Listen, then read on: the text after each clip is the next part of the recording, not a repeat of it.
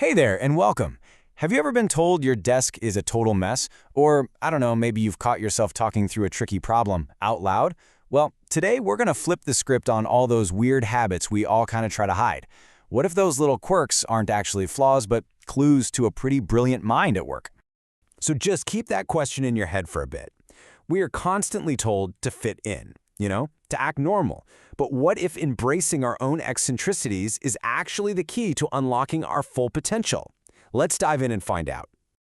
So, first up, let's just talk about this whole idea of being weird versus just being wired differently. There is this huge social pressure to conform, right? To fit into this really, really narrow definition of what's acceptable. We label things, we judge them, and then we end up internalizing that judgment. But the behaviors we're so quick to call odd, they might just be the outward signs of a brain that's processing information, solving problems, and just seeing the world in a completely unique and powerful way. And this brings us to the core idea of this whole explainer, a concept I'm kind of calling the genius quark theory.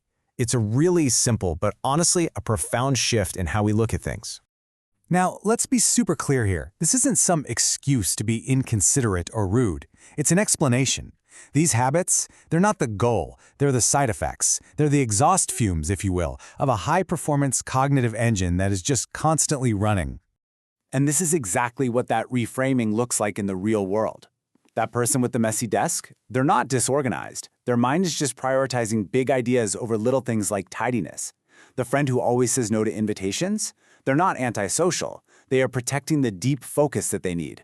This shows the core theory perfectly. It's all about perception. All right, now for the main event. Let's break down 7 specific habits that are so often misunderstood, but could actually be signs of a really remarkable intellect. Oh yeah, we have to start with this classic. The cluttered desk, the piles of books, the papers everywhere. It's basically the poster child for disorganization, especially in a traditional workplace, right? The common wisdom is always, messy desk, messy mind. But what's fascinating is, the research suggests the total opposite might be true. A chaotic environment can literally break you out of conventional thinking. Your brain just stops worrying about putting everything in perfect order and instead starts making new, unexpected connections between ideas. You're focused on the project, not the paperclips.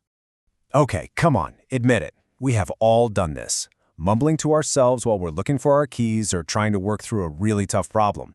It's often seen as, well, a little strange, maybe even a sign you're losing it. But it's actually an incredibly effective cognitive tool. Saying things out loud forces your brain to structure your thoughts way more clearly. It engages different parts of your brain, which helps lock in memories and lets you tackle a problem as if you were explaining it to someone else. It's not crazy, it's self-coaching.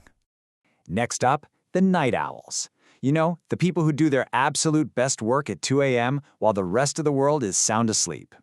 Society tends to label this as lazy or undisciplined, like it's some kind of failure to stick to the normal 9 to 5. But just think about it for a second. The late night offers something that is absolutely priceless. Solitude. No emails buzzing, no phone calls, 0 interruptions. It is the perfect environment for deep, focused work, which allows a really active mind to just dive into complex subjects and come up with these amazing creative breakthroughs. And that leads us perfectly into our next habit, actively choosing to be alone.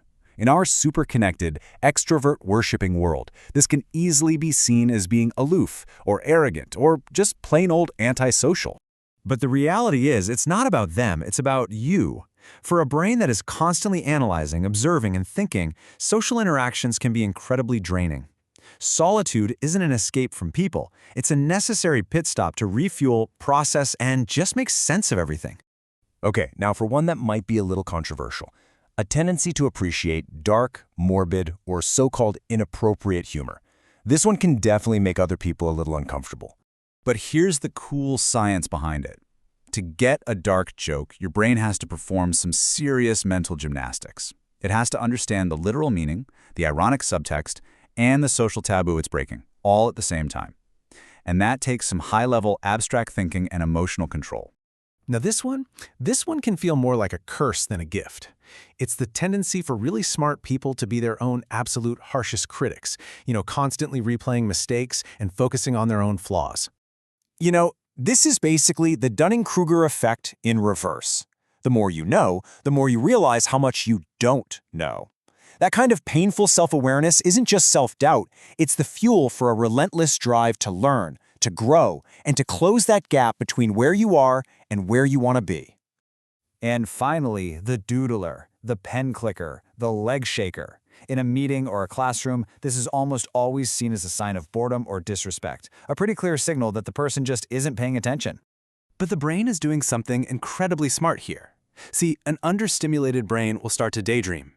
A simple, repetitive physical task like doodling gives that part of your brain just enough to do, which stops it from wandering off completely.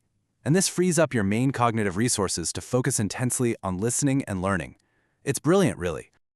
So, after looking at all these examples, the message becomes pretty darn clear, right?